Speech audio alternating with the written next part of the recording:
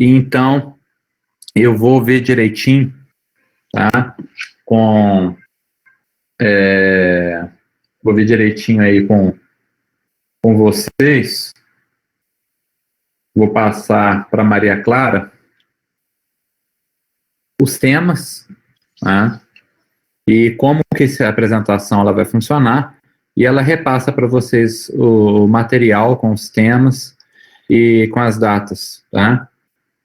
Basicamente, essa apresentação de trabalho são temas que a gente não aborda diretamente durante o curso, então acaba sendo um conteúdo complementar que auxilia muito, né, no aprendizado e na complementação do curso.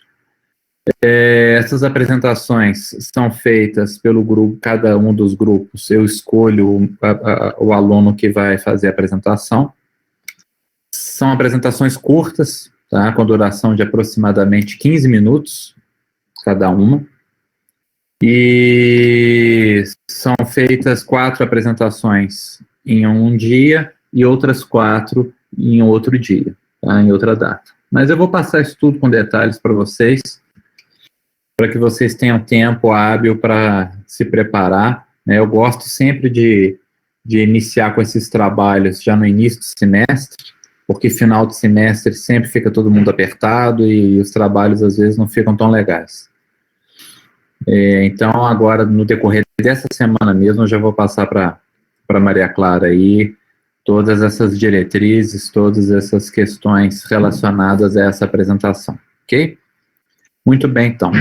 Hoje nós iremos começar o módulo de neuroradiologia, que basicamente aborda todas aquelas condições clínicas e radiológicas frequentes e que são dependentes da capacidade de vocês de interpretar cada uma dessas situações. Então, inicie aí a gravação aí.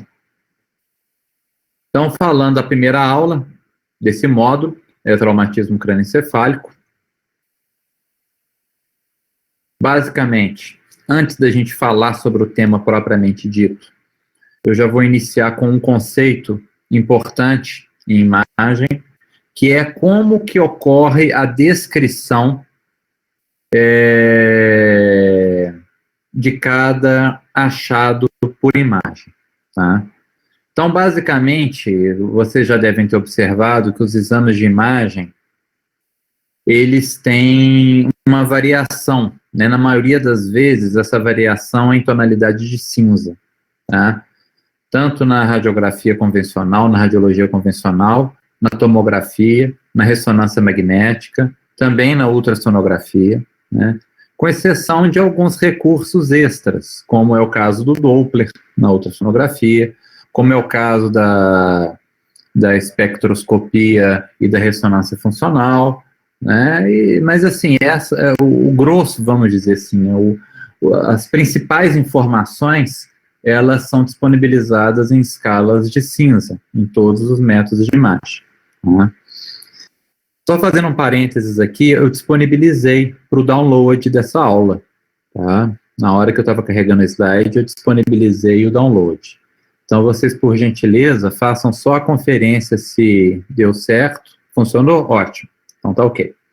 Então, voltando aqui, essa descrição dos exames de imagem é feita, então, por escala de cinza, e cada tonalidade de cinza, nós utilizamos uma terminologia técnica específica. Então, quando nós estamos falando de radiologia convencional, nós falamos que determinada imagem ela é radiopaca ou radiotransparente.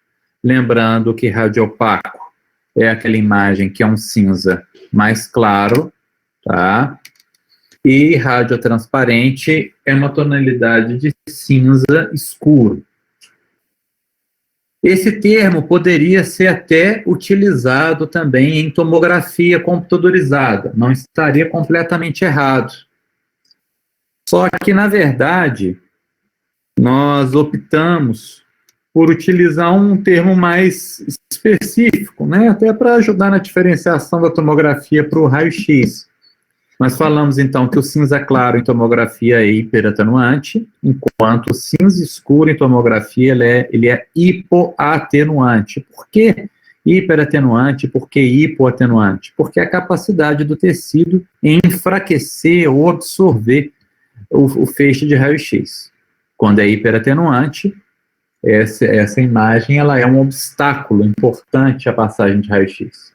Como é o caso, por exemplo, do que acontece com o tecido ósseo, né? Então, o tecido ósseo tem essa característica. Muito bem. Já em ressonância magnética, nós não trabalhamos mais com o feixe de raio-x, tá?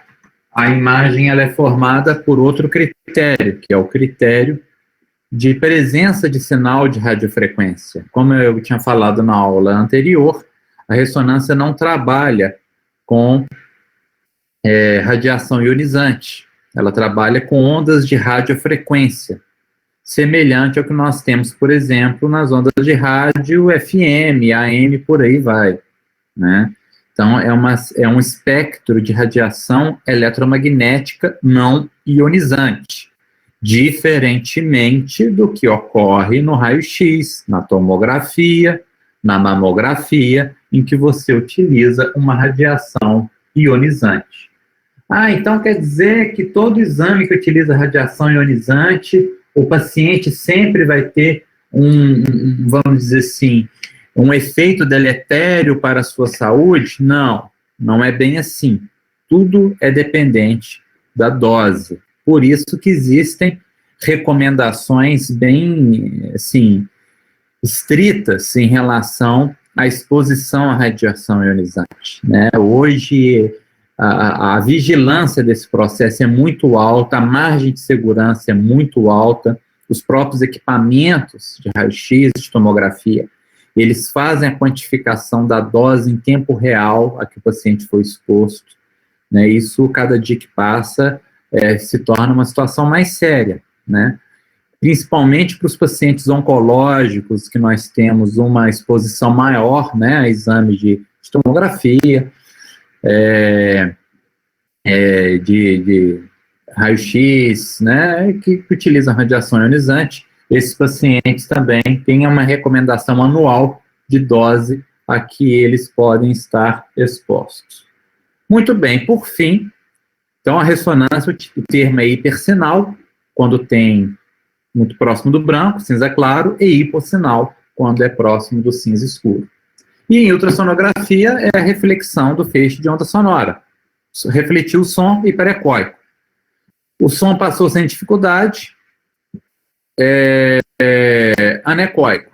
Refletiu um pouquinho só, hipoecóico. Tá? Então, assim, é só para a gente começar a se familiarizar com a forma como cada método utiliza, como cada método é descrito. Isso daqui a pouco para vocês vai ficar uma situação bem simples, bem fácil, mas esse daí é o início de tudo, ok? Vamos lá, qualquer pergunta que vocês tiverem, vocês podem colocar no chat aí, e à medida que eu for dando a aula e for lendo as perguntas, eu vou respondendo, ok? Muito bem, então, vamos falar sobre a primeira situação prática, importante. Traumatismo crânioencefálico, né? O que eu devo perguntar? Chegou um paciente, então, para mim, né, com suspeita ou confirmação de traumatismo crânioencefálico, e eu preciso abordar esse paciente. Basicamente, existem vários protocolos, né, de atendimento a esse tipo de paciente. Esses protocolos, eles sofrem algumas pequenas variações dependendo de cada serviço, né? Com outras variações também dependendo da experiência, da expertise do profissional que está atendendo esse paciente. Mas, de um modo geral, eles todos seguem uma linha de raciocínio bem semelhante, né? Eu coloquei nesse slide aí algumas das informações que são fundamentais na abordagem e condução desse paciente. Então, Primeiro, a relação temporal do trauma, né? Quando, em que momento que esse paciente sofreu esse trauma. Parece uma informação secundária, mas vocês vão perceber que, na verdade, essa é uma informação primária, uma informação fundamental. Por que ela é fundamental? Por um motivo muito simples. Uma coisa é você se deparar com um paciente que no exame, né, durante a anamnese, ele relata que está com uma cefaleia intensa pós-TCE. Tudo bem. Se esse paciente fala que ele tem 4 horas que ele caiu da moto e bateu com a cabeça no chão, você vai ter uma forma de investigar esse paciente, né? Se esse paciente falar que aconteceu exatamente a mesma coisa, mas que ele caiu da moto no mês passado, ou há 15 dias, a sua condução muda completamente. Então, vocês vão perceber que o fato em si é o mesmo, né? O trauma em si é o mesmo, o paciente é o mesmo, mas a relação temporal, ela muda completamente a sua forma de condução, né? E sem precisar explicar muito, vocês já sabem por quê. Muito bem. Outro fato também que é muito importante, né, é o grau de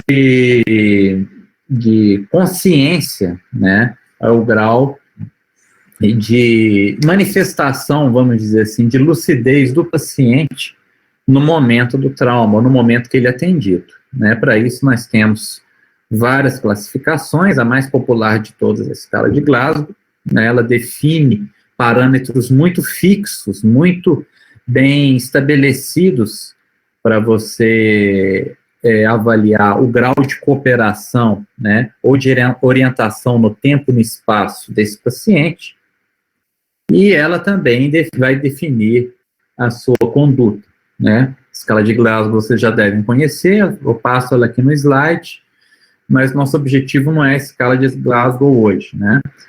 Mas, de qualquer maneira, se vocês tiverem alguma dúvida, a gente pode discutir. Idade do paciente, vocês vão perceber também que faz diferença. Achados clínicos e neurológicos secundários é muito importante.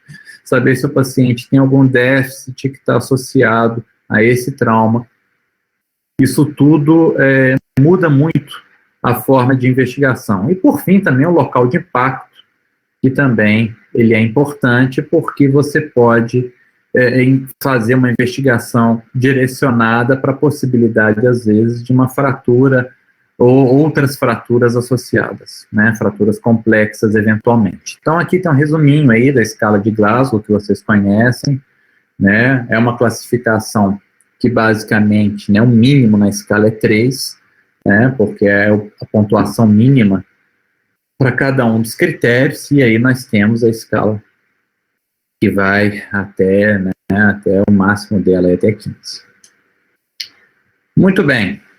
Qual que é a abordagem, então, de cada um desses TCEs, levando-se em consideração a sua gravidade? Basicamente, sobre o TCE moderado e grave, eu acho que não tem muita dúvida, né? O primeiro exame no paciente com TCE moderado ou grave é a tomografia computadorizada, por vários motivos. Então, vamos falar sobre eles. Primeiro motivo, é um exame de execução rápida. Isso no paciente no paciente que foi vítima do trauma ou do politrauma, vocês já devem saber que o fator tempo ele é fundamental. Então, eu preciso de um exame de uma definição mais rápido possível. Então, se o paciente tiver estabilidade hemodinâmica, né, ou mínima instabilidade hemodinâmica, ele está em condições de fazer a tomografia computadorizada, que é um exame que, se você tiver uma boa rotina de execução, uma equipe bem treinada, né, uma equipe que esteja em sintonia, né, que esteja bem assim, treinada entre os seus integrantes. Você consegue fazer uma tomografia computadorizada entre o paciente entrar na sala e sair da sala de exame com o exame pronto em 4 minutos, né? 4 minutos. Então, assim, é um intervalo de tempo relativamente curto e seguro para você conduzir esse paciente. Para você ter uma ideia, hoje uma aquisição de crânio num equipamento multi-slice, né, em torno de 18 a 25 segundos, tá? O mais demorado no exame é entrar com o paciente, posicionar o paciente, né, programar o exame, isso é o mais demorado. O exame em si é um exame que demora menos de 30 segundos. Por esse motivo, a ressonância não é o primeiro exame. E a ressonância é um exame que você vai demorar no mínimo 15 minutos de exame. No mínimo. No mínimo. Então, e como a tomografia te fornece todas as informações que você precisa no paciente com TCE, não há por que fazer ressonância como o primeiro exame. Tá? Então, essa é a primeira lição. A dúvida é sempre no paciente com TCE leve. Por que o TCE leve ele é tão complexo? Por que ele é tão complicado?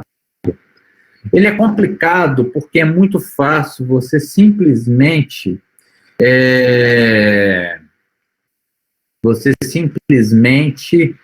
não valorizar os achados do paciente. Né? Então, você pode subestimar o TCE leve. É aquele paciente que 97% vai evoluir com melhora, né? Teve uma história de trauma de baixo impacto. O paciente ele está em Glasgow 15, né? Esse paciente ele traz uma sensação de conforto, né, de segurança para ele, para os familiares, para os acompanhantes e para o médico. Esse é o paciente mais perigoso que existe.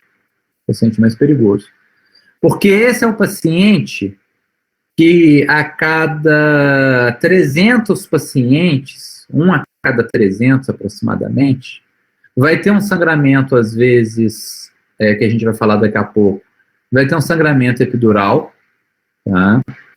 Esse paciente vai evoluir, né, com um efeito expansivo extraxial rápido, e a gente vai falar sobre essa questão do intervalo lúcido, e ele pode chocar, ou ele pode entrar numa descendente na escala de Glasgow no intervalo de tempo muito curto. Né? Esse paciente é um paciente perigoso. E a maioria são pacientes jovens. Qual que é o problema? O problema é se o paciente estiver no seu plantão. Se esse 1 em 300, ou 0,3%, ele cair no seu plantão.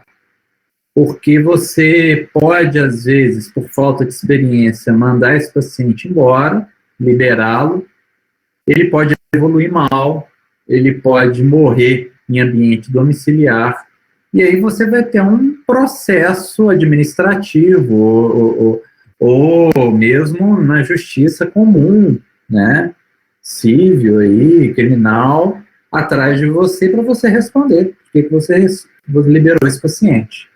Então, isso parece uma coisa boba, mas não é. Tá? Atendimento no pronto-socorro é uma situação extremamente perigosa do ponto de vista profissional. Vocês sabem muito bem que a maioria dos profissionais hoje que estão no pronto-socorro são profissionais, grande parte são recém-formados, às vezes muito bem formados do ponto de vista técnico, tá? Não estou questionando a formação, mas às vezes a falta, né, de experiência na rotina do trauma pode ser uma situação perigosa. É essa que é a mensagem. Então, vamos falar sobre isso um pouquinho mais para frente. Então, falando sobre as condições patológicas propriamente ditas aí no paciente com o TCE, nós temos o primeiro sangramento, que é o hematoma epidural. Todos esses hematomas que a gente vai falar daqui para frente, com algumas raras exceções, são hematomas ou sangramentos que a gente chama de extraaxiais. Extraaxiais por quê? Porque eles acontecem em um compartimento específico, que vai da superfície cortical, lá da leptomeninge, até a dura mater. Então, esse compartimento a gente chama de compartimento extraxial. E ele é subdividido em outros compartimentos de acordo com as reflexões meníngeas. Então, quando a gente fala sobre um hematoma epidural, né, nós estamos falando sobre um sangramento que aconteceu entre a tábua interna do crânio e a dura mater. Tá? Então, é epidural ou extradural. Então, ela tem uma forma de imagem específica, e a gente vai ver sobre isso, a grande maioria supratentorial. Elas respeitam as suturas, né? Elas correspondem até 4% dos TCS. Metade dos pacientes pode evoluir aqui, ó, com intervalo lúcido, que é a situação que a gente estava falando agora há pouco. E é um paciente que pode ter um aumento súbito de volume, né, nas primeiras 48 horas. Primeiro, por que esse paciente tem um aumento súbito de volume?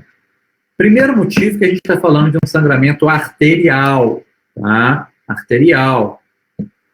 É um sangramento geralmente derivado da artéria meningia média, que começa a sangrar, e esse sangramento arterial, ele tem um débito alto, né, uma pressão a maior, e vai enchendo o compartimento. A dura mater vai, né, exercendo efeito de massa sobre o encéfalo, e esse paciente pode ter uma herniação subfalcina, uma herniação transtentorial, e levar esse paciente, então, à perda da consciência ou até ao óbito. Por que esses hematomas eles são biconvexos? Porque eles respeitam as suturas, né? As suturas, elas estão ancoradas me desculpe, a dura mater, ela está ancorada nas suturas do crânio, né? É o tipo de fixação da dura mater nas suturas. Então, quando o sangramento ocorre no espaço epidural, eles tendem a avançar até a sutura mais próxima e ali fica retido. Por isso, acaba assumindo esse formato, então, biconvexo. Então, relembrando aqui rapidamente do crânio, nós temos a tábua externa, nós temos a dípula e a tábua interna. Tábua interna e externa, osso cortical, né? E aqui um osso esponjoso na dípula e no meio. Bem. Primeira imagem, então, nós temos uma imagem biconvexa ou lentiforme, hiperatenuante, de limites bem definidos, em localização frontal. Frontal de que lado? Frontal direito ou frontal esquerdo?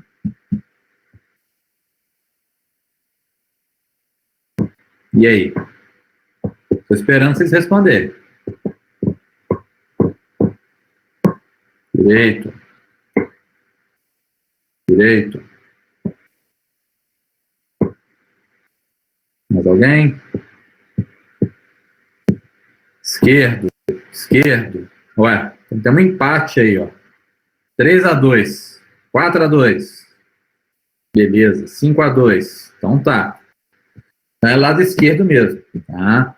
Então, a primeira situação que vocês vão se deparar em exame de imagem é o seguinte: o exame de imagem é sempre da mesma forma que é o exame físico, tá? Não se esqueçam disso.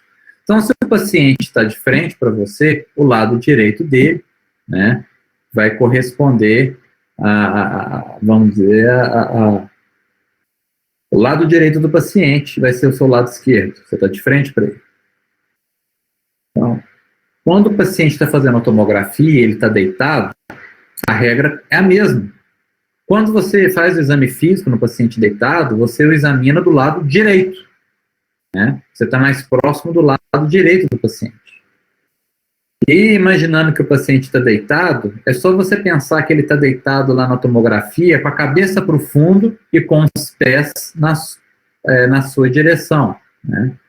Da mesma forma que você examina quando ele está deitado.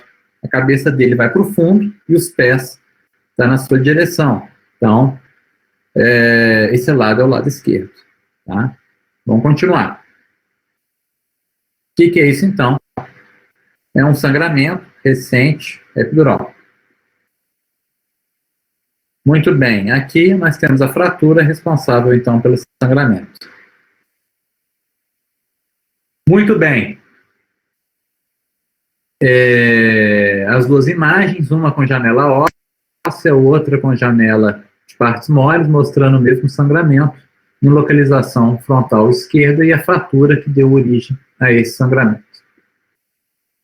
Outro hematoma epidural, biconvexo, hiperatenuante, fronto-parietal direito na alta convexidade, uma posição acima do corpo caloso, aqui está a foice do cérebro, e por aí vai.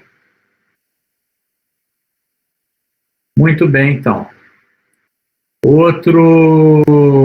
Opa! Pronto. Espera aí, volta. Pronto. Outro hematoma, então, epidural, fronto-parietal direito. Lembrando que, na hora que você avalia a tomografia, temporal não, temporal é mais baixo. Aqui, ó. O corte, ele foi realizado nesse ponto. Se você for ver aqui em cima, aqui já não tem mais osso temporal. Olha o osso temporal aqui, ó. Está mais baixo. Tá? Então, quando você tem cortes na tomografia que são muito altos, sempre eles vão ser frontais ou parietais ou frontoparietais, né? As áreas temporais, as áreas occipitais, elas são da metade para baixo. Muito bem. Então, como é que eu diferencio uma fratura de uma sutura? Aqui nessa reconstrução, vocês estão vendo essa sutura, né? Aqui embaixo tem uma linha, que é a linha de fratura. A linha de fratura tende a ser linear, tende a ter limites bem definidos, né? Tende a ser bem, vamos dizer assim, bem clara, né? A seu trajeto. A sutura tem um trajeto mais irregular, as suturas têm localização anatômica bem definida, né? Então isso ajuda a diferenciar uma sutura de uma fratura. Muito bem. Hematoma subdural agudo, então, é um sangramento num compartimento abaixo. Que compartimento abaixo é esse, então? Esse compartimento abaixo é abaixo da dura mater. Tá?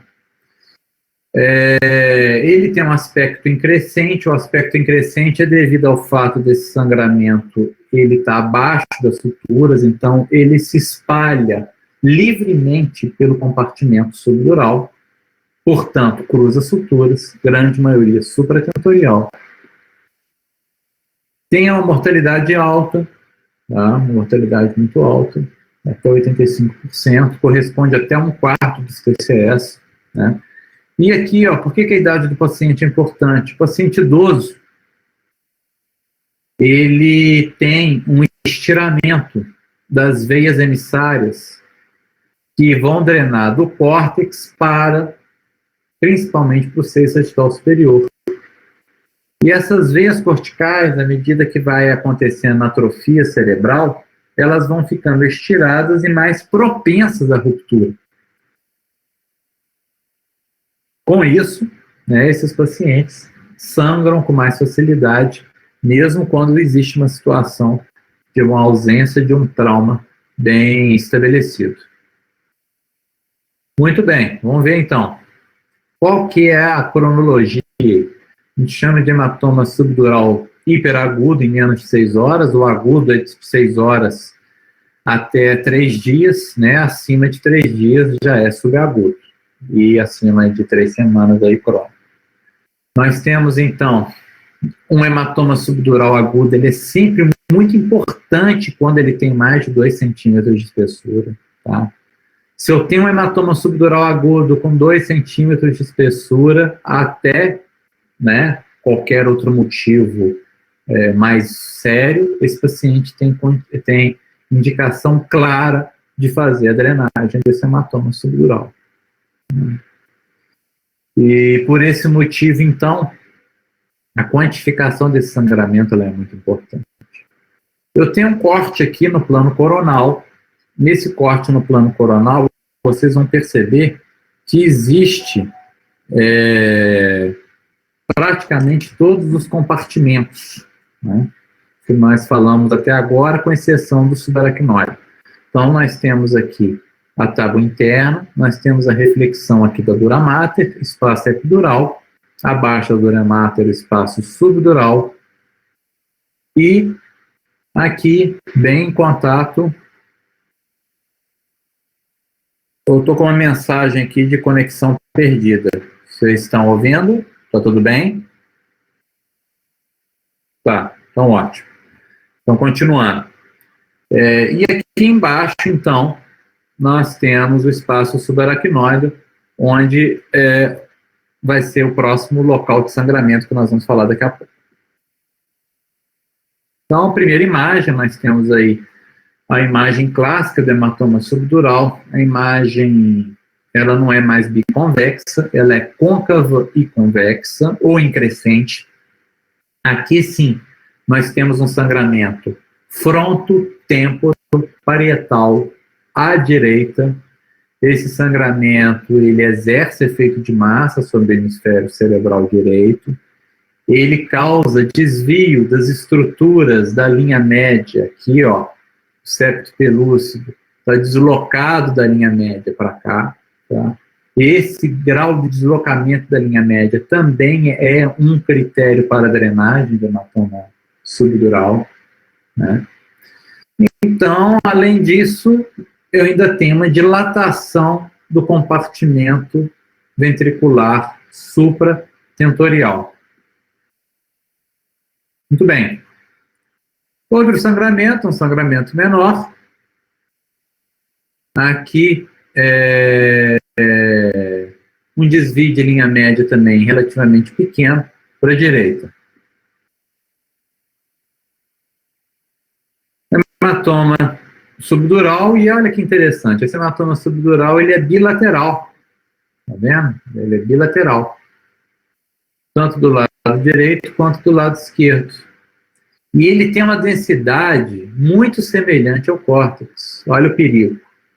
Então, essa é uma tomografia que às vezes é feita, a pessoa não tem tanta experiência e acaba falando que não tem sangramento nenhum. E por que isso acontece? Isso acontece porque a densidade do sangue na tomografia, ela vai mudando com o tempo. Sangramento recente, ele é hiperatenuante, é cinza claro, e o sangramento, à medida que o tempo passa, ele vai se tornando mais hipoatenuante, cinza mais escuro. Então, aquele excesso de líquido no ventrículo caracteriza uma hidrocefalia secundária ou não. Então, provavelmente deve estar se referindo a esse slide, né? Então, o que acontece, né? O próprio termo hidrocefalia, ele é um termo, do ponto de vista técnico, ele é um termo clínico, né? Um dos critérios da hidrocefalia é a ventriculomegalia, ou seja, o aumento das dimensões de determinado ventrículo. E o que nós vemos na tomografia computadorizada é exatamente isso, a ventriculomegalia, né? Lógico que a grande maioria dos pacientes com ventriculomegalia tem hidrocefalia, tá? Mas nem sempre isso é verdadeiro, tá? Mas nesse caso aqui, para a gente não entrar numa discussão muito técnica, o fato é, existe sim aqui uma ventriculomegalia, tá?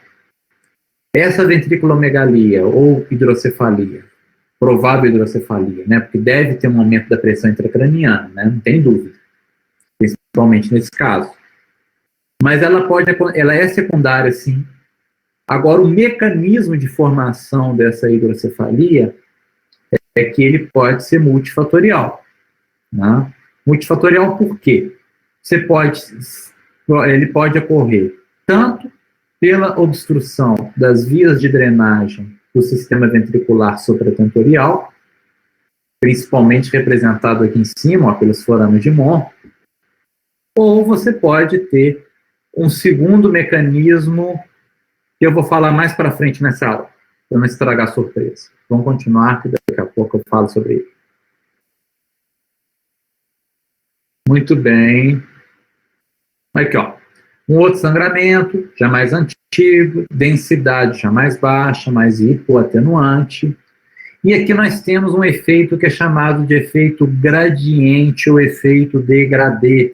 Essa área é um cinza mais claro, essa área é um cinza mais escuro. Isso acontece por causa da decantação, da sedimentação da hemoglobina. Eu tive um sangramento, eu passo a ter hemólise, essa hemoglobina, o grupo M vai se desprendendo do restante das células, vai se depositando por gravidade aqui, que fica mais denso, e aqui fica um soro, um sobrenadante menos denso. Independentemente disso, eu tenho hematoma subdural, já não é mais agudo, é subagudo para crônico, e por que eu não tenho desvio das estruturas da linha média aqui? Qual o motivo? Então vamos lá, quem estiver acordado, quem estiver dormindo, responda.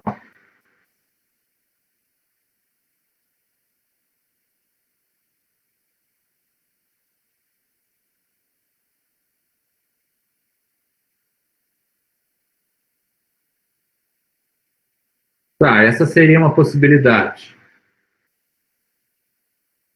Uma área mais alta, paciente idoso. Não, são boas possibilidades. Mas a resposta mesmo aí, encerra se ajustando. Bem, na verdade, o que está acontecendo é devido a realmente a altura do corte. Tá? Esse corte é um corte mais alto. Vocês vão perceber que a foice do cérebro está aqui. Então, ela é uma barreira anatômica, mecânica. Se a gente for descendo os cortes mais baixos, provavelmente você vai ter uma herniação subfalcina, abaixo da foice do cérebro. Tá? Então, por isso que na hora de avaliar um exame, o ideal é você sempre avaliar o exame todo. Por que eu estou falando isso? Por causa do perigo do laudo de WhatsApp. Né? Eu já vi algumas situações aí de alguns colegas que fizeram uma interpretação errada em função de enviar uma ou duas imagens para outro colega, às vezes que não é especialista, mas que tem experiência, tem mais boa vontade, e acaba que os dois prejudicam o paciente, porque o exame ele sempre deve ser avaliado na sua integralidade, tá? Então, cuidado. Não estou falando que isso é proibido, que não deve ser feito em hipótese alguma, mas você sempre deve seguir alguns parâmetros de diagnóstico por imagem. O primeiro é a integralidade do exame, o segundo é a segurança e a privacidade do paciente, o terceiro é a qualidade mínima para a interpretação das imagens, e na maioria das vezes esses exames no WhatsApp, eles não preenchem todos esses quesitos, Então, eles estão colocando em risco principalmente quem está enviando o exame, tá? Muito bem. Mas para saber qual região foi o corte, tem que analisar todas as imagens? Não, você olhando o corte, você sabe a altura dele, Principalmente quando você tem experiência. Mas se você viu um exame que está alterado, o ideal é que alguém, ou você, ou o radiologista, ou um terceiro, alguém tem que ver o exame inteiro, tá? Principalmente antes da condução desse paciente. Exames não podem ser avaliados parcialmente. Isso é um risco muito grande, principalmente para o paciente. Ok? Muito bem. Vamos lá, vamos seguindo. Aqui eu coloquei uma ressonância só para mostrar para vocês uma situação diferente, Na ressonância nós não temos densidade, aqui nós temos uma situação de sinal, uma área de hipersinal, extraxial, e olha que interessante, subdural, Por que eu sei que essa alteração é subdural? Tanto aqui à direita, quanto à esquerda também. E olha que legal, na ressonância, o espaço subaracnoide está preservado, Aqui, ó, olha as fissuras, olha os sulcos entre os giros corticais. Então, com líquor, ou seja, o sangue está no subdural e o sangue não entrou no espaço subaracnoide, né? Isso é bem interessante, é muito interessante. A definição do compartimento anatômico. Isso é fundamental.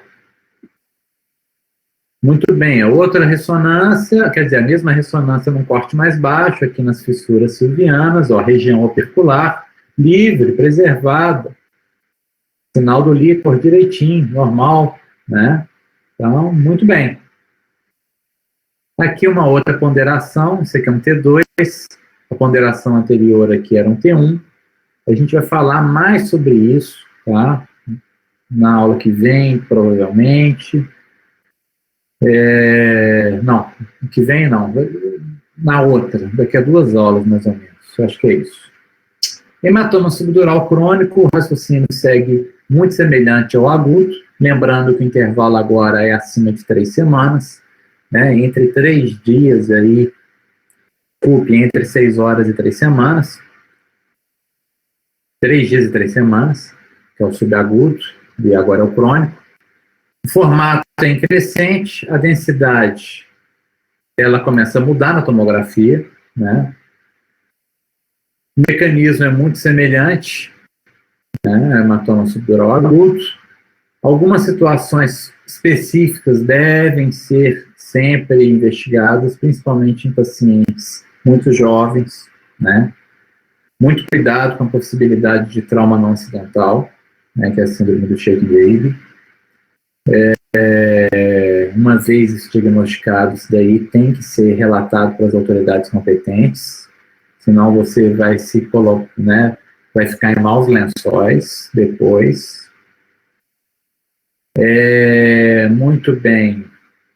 Na ressonância, eu tenho uma caracterização melhor ainda da degradação da hemoglobina, né, e na tomografia a gente pode ter uma certa confusão com o líquor.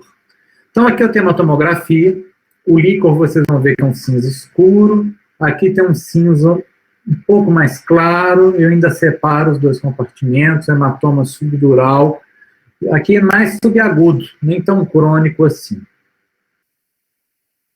Aqui já uma densidade mais baixa, um cinza mais escuro, mas o líquor ainda é mais escuro ainda, preto, e aí aqui eu tenho um efeito de massa, um desvio das estruturas da linha média, aqui em cima na foice, aqui já abaixo da foice cerebral, e aqui. Então não ficou muito claro como eu identificaria um Shaken Baby, tá? Como que eu posso identificar o Shaken Baby, tá? Bem, você tem alguns critérios, né? Por imagem, e obviamente, se você tiver essa suspeita, você deve confirmar a sua suspeita com ou você examinar o paciente, de preferência, ou se por algum motivo local onde você está, o paciente não já foi embora, você não teve contato direto com esse paciente, se isso acontecer, você tem que entrar em contato com quem examinou esse paciente.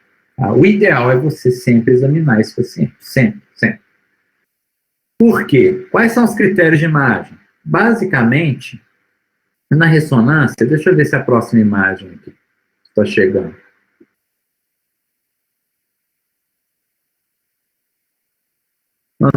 Daqui a pouquinho vai aparecer o slide. Mas o fato é o seguinte, na ressonância, principalmente, você tem uma capacidade de quantificação do período em que ocorreu o sangramento, né? Pelo grau de degradação da molécula de hemoglobina, cada fase de degradação da molécula de hemoglobina tem um sinal específico na ressonância. Então, você tem a hemoglobina normal, depois você tem a oxihemoglobina, depois você tem a meta-hemoglobina, aí depois, por fim, a hemosiderina e as fases intermediárias. A gente vai ver isso daqui a pouco. Então, se você tem um exame de ressonância de um paciente, uma criança, né, um recém-nascido, e ela tem sangramentos em diversos estágios de evolução, né, ou seja, ela sangrou várias vezes em períodos diferentes. Isso é uma situação muito suspeita. Né? É muito suspeito.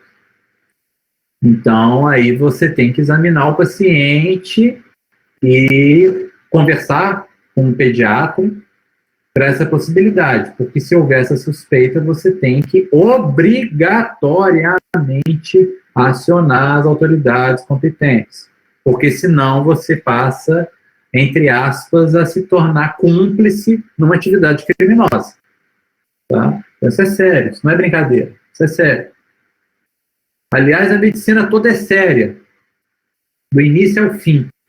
Não é só do ponto de vista técnico, não, mas de tudo que está relacionado ao processo do ato médico. Né? O ato médico vai muito além de simplesmente ficar interpretando imagem e passando medicamentos.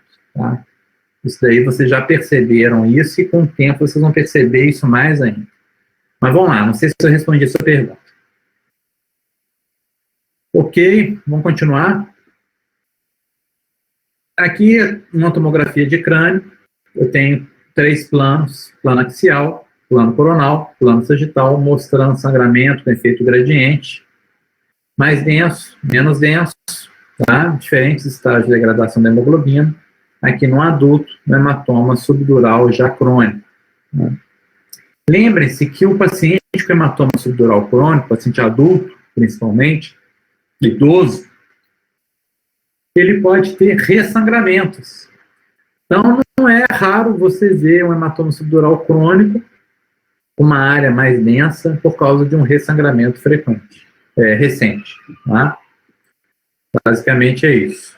Observem como vai mudando a densidade do sangramento com o tempo.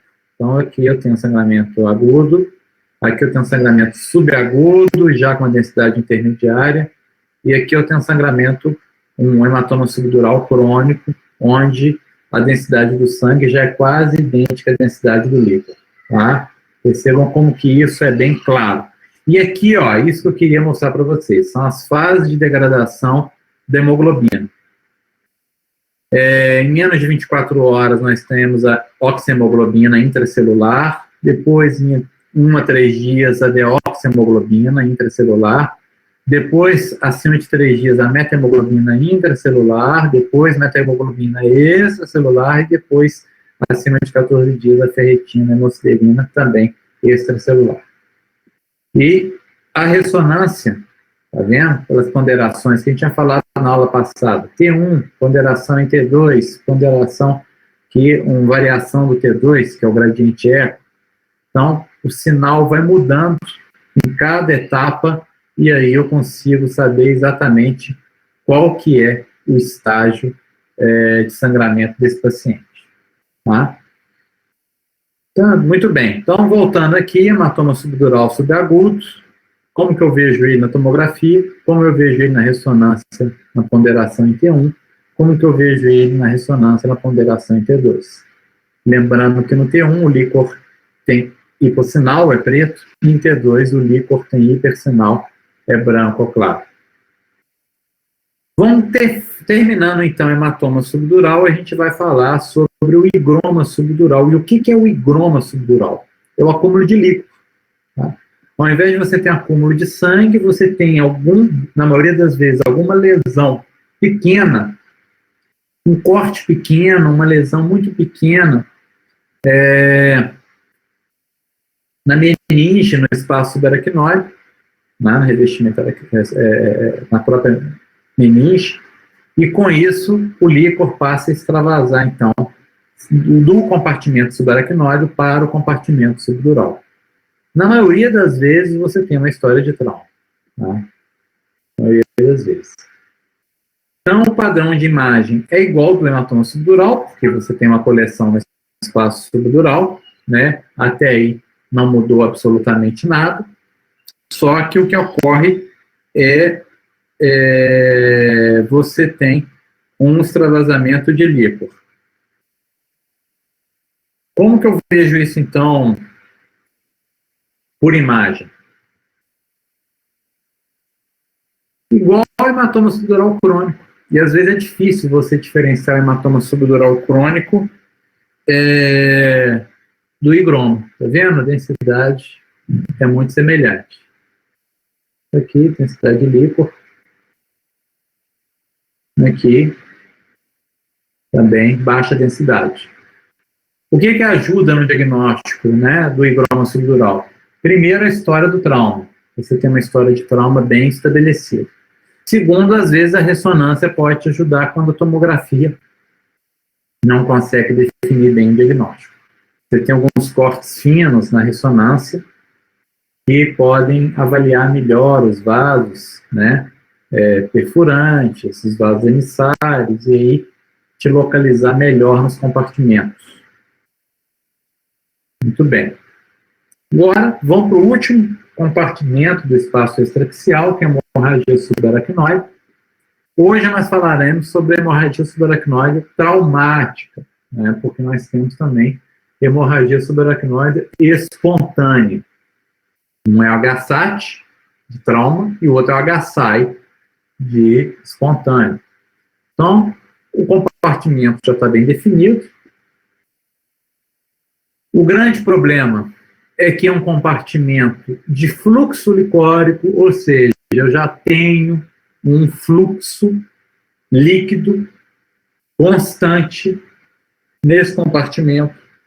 Então, não precisa explicar que qualquer sangramento, por menor que seja, vai espalhar no compartimento todo, né, rapidamente.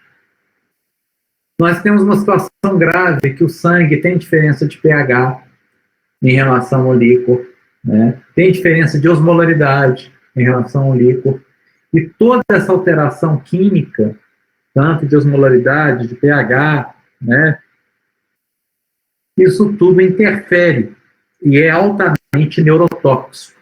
É por esse motivo que pequenos sangramentos no espaço subaracnoide levam a consequências graves, né? A maioria desses pacientes já estão em Glasgow menor que 10, no momento do diagnóstico, né?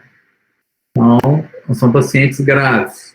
Nós temos duas classificações populares, né, mais utilizadas. Uma, que é uma escala clínica, que é uma estratificação prognóstica, que é a escala de Hunt-Hess, e a outra, que é uma escala por imagem, que é a escala de Fisher, né? E avalia também aí o risco de vaso no espaço. Vou falar um pouquinho. A escala de Hunt-Hess, as duas escalas são relativamente imprecisas, né? Vocês vão ver por quê.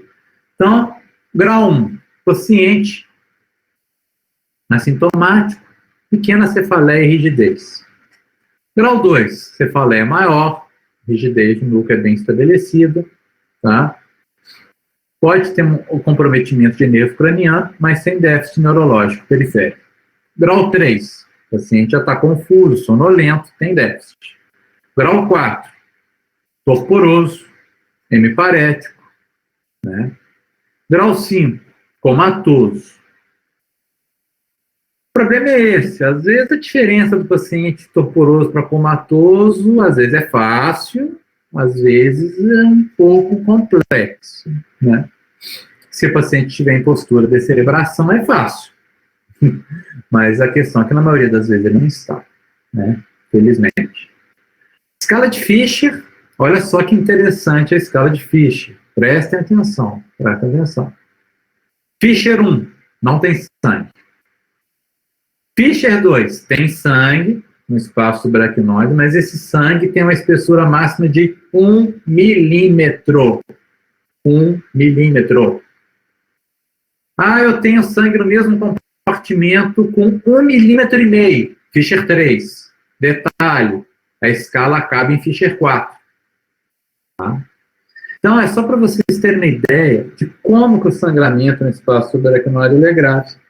Tá? 99% das vezes ele é grave. Muito grave. Primeiro exame. Tomografia, sangramento, área hiperatenuante, desenhando aqui as cisternas basais. Então, e um pouquinho dentro do ventrículo. Fisher 4. Fisher 4. Sangramento nas fissuras, apagamento dos sulcos, né? Espessura máxima aqui, ó, já tem mais de 1 milímetro aqui, ou seja, já estou no Fisher 3. um sangramentozinho pequeno. Então, assim, é grave, é muito grave. A hemorragia subaracnoide é uma lesão que deve ser procurada, tá? Nem sempre ela é clara, aqui está um pouco mais claro. Às vezes você tem um sangramentozinho assim, que, ó, tem uma lâmina de sangue aqui, ó, entre os giros frontal médio e inferior, ó, aqui, ó, sangramento mínimo. Então, assim, se você não procurar lesão, muitas das vezes você não vai fazer o diagnóstico. Na ressonância é pequeno, cara. Aqui são várias ponderações, a gente vai falar sobre isso mais para frente. Muito bem. Saiu compartimento extraxial, a gente vai falar agora sobre contusão cerebral. Contusão cerebral é a segunda lesão traumática mais comum. Aqui nós estamos falando do compartimento intraaxial, né? Na maioria das vezes você não tem perda da consciência, né? Eles têm um padrão. O padrão de lesão na contusão ela é variável. Você tem o edema pós-contusional, você tem as microhemorragias petequiais pós-contusionais, e você vai ter o sangramento intraparenquimatoso franco, que aí é o último estágio. Então, assim, existe uma variação grande, né, uma escala aí grande do padrão de contusão cerebral. Né? A ressonância é infinitamente muito mais sensível para contusão cerebral, e em casos específicos ela deve ser feita assim. A contusão cerebral ela tem locais que são bem assim mais comuns, né? Base dos hemisférios cerebrais, cerebelo, a região mais alta. Então aqui tem uma legenda mostrando os locais que são mais ou menos comuns. Nós temos o mecanismo de golpe contra golpe nesse tipo de paciente. Aqui nós temos um sangramento bem na base dos lóbulos frontais, pegando principalmente os giros retos e os giros orbitários.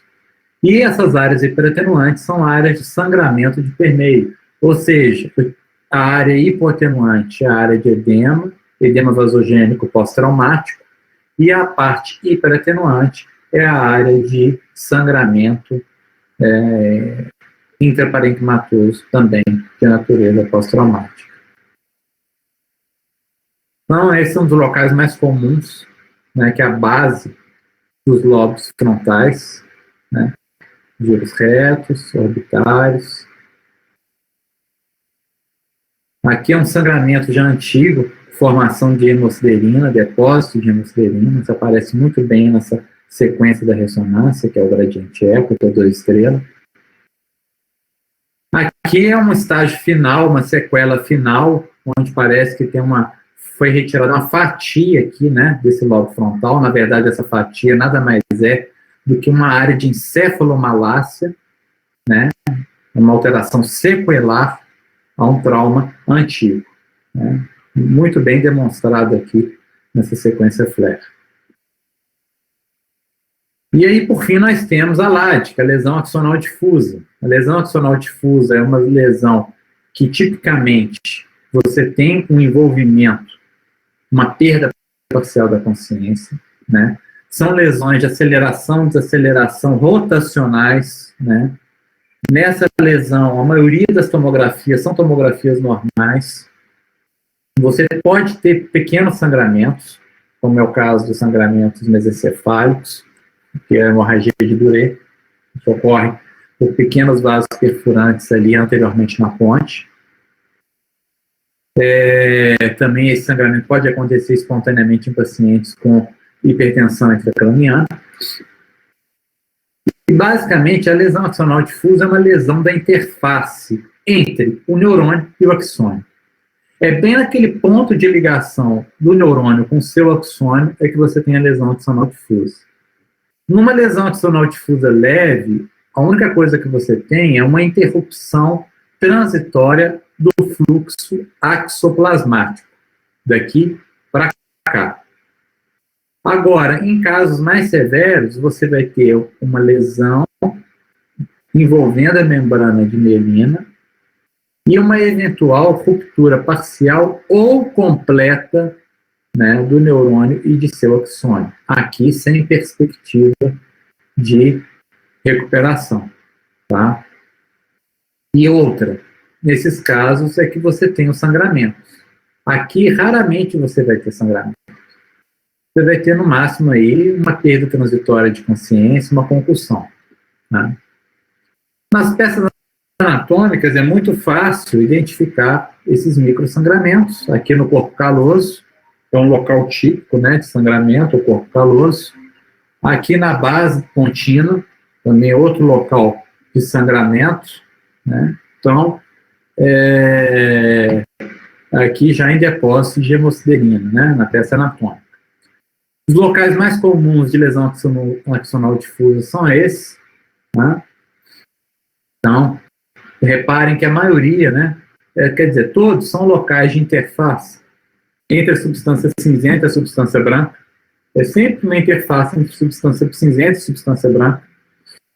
E na tomografia, às vezes, você consegue ver os microsangramentos. Se não tiver microsangramento, você tem a tomografia normal, que, aliás, na maioria das vezes, a tomografia ela é normal.